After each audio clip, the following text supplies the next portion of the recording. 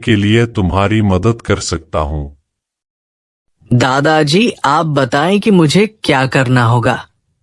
बहुत पुरानी एक कहानी है।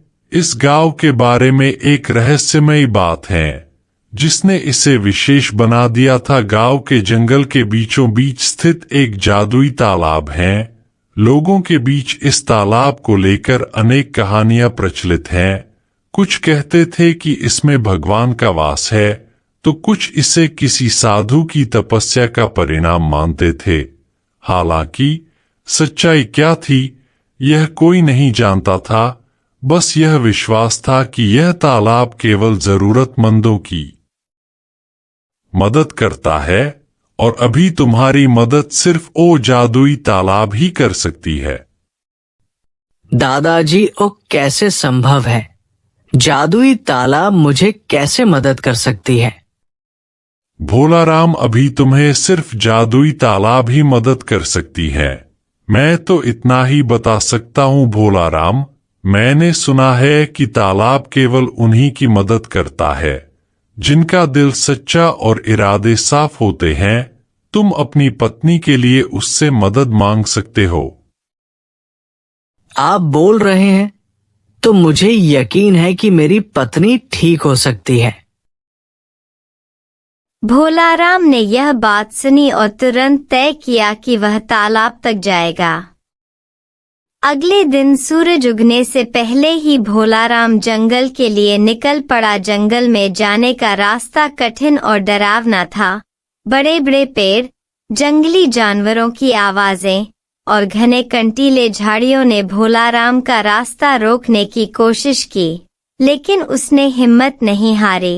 चलते चलते उसे एक साधु मिला। साधु ने भोलाराम से पूछा, बेटा, तुम इस खतरनाक जंगल में क्यों आए हो? मैं एक किसान हूँ और मेरी पत्नी बहुत बीमार है। मैं जादुई तालाब की खोज में आया हूँ। मुझे जादुई तालाब की मदद चाहिए। क्या आप मेरी मदद कर सकते हैं क्या? बेटा, यह तालाब हर किसी की मदद नहीं करता है। अगर तुम्हारा दिल सच्चा है और तुम्हारी मांग स्वार्थपूर्ण नहीं है तो तालाब तुम्हारी सहायता जरूर करेगा। लेकिन याद रखना, तालाब से कभी लालच मत करना।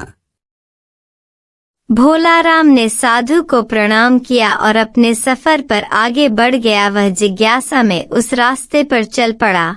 चलते चलते वह एक घने जंगल के बीच पहुंचा। कई घंटे चलने के बाद जगह पर पहुंचा जहां तालाब था।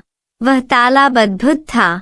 इसके चारों ओर हरे भरे पेड़ थे और पानी इतना साफ था कि उसमें आकाश का प्रतिबिंब दिखाई देता था। तालाब के पास खड़े होकर भोलाराम ने अपनी आंखें बंद की और सच्चे दिल से प्रार्थना की। तभी तालाब में से हल्की सुनहरी रोशनी निकली और उसमें से एक दिव्य आकृति प्रकट हुई।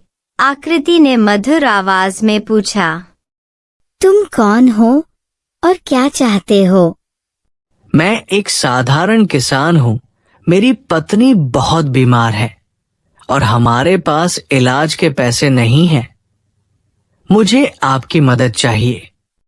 तुम्हारा दिल सच्चा है, मैं तुम्हारी मदद करूंगी, लेकिन याद रखना, इस तालाब का उपयोग केवल जरूरत के लिए किया जाना चाहिए। हे भोलाराम, मैं इस तालाब की रक्षक हूँ। तुम्हारी ईमानदारी और मेहनत से प्रभावित होकर मैं तुम्हें आशीर्वाद देना चाहता हूँ।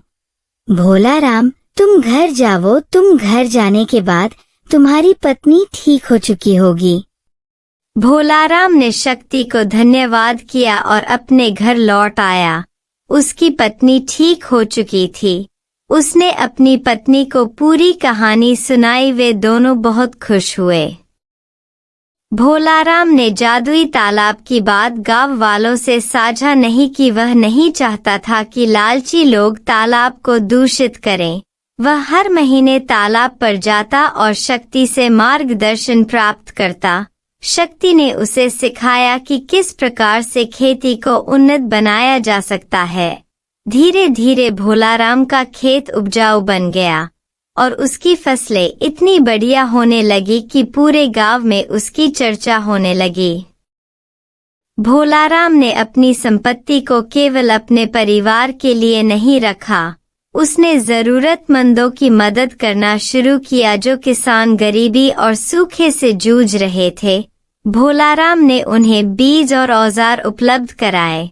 उसने गांव में एक स्कूल और कुआं भी बनवाया ताकि सभी लोग शिक्षित और स्वावलंबी बन सकें। भोलाराम का जीवन ईमानदारी और परिश्रम का प्रतीक बन गया। गांव वालों ने उससे प्रेरणा लेकर अपने जीवन को सुधारने का प्रयास किया। जादुई तालाब अब भी वही था, लेकिन केवल ईमानदार और मेहनती लोगों के लिए। भोलाराम की कहानी यह सिखाती है कि ईमानदारी और परिश्रम से न केवल हमारी बल्कि दूसरों की जिंदगी भी बेहतर बन सकती है। इस तरह ईमानदार किसान भोलाराम और जादुई तालाब की कहानी पीढ़ियों तक लोगों को प्रेरणा देती रही।